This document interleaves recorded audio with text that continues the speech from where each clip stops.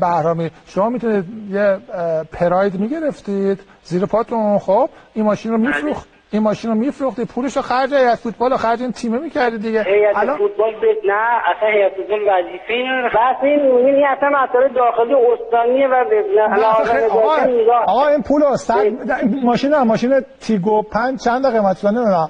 من 88 تومن خریدم اون موقع. 88 تومن.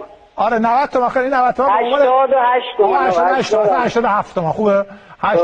87 تومن این پول مال هیئت فوتبال بوده. من صدا شما رو ندارم. من شما چرا میشنوید من چی میگم؟ نه الان ندارم.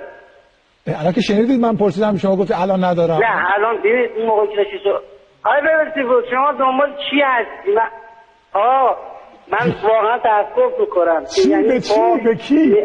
ببین با وقتی که صحبت میکنی با مخاطب اجازه بده مخاطب حرف بزنه بعد شما صحبت کن. بفرمایید.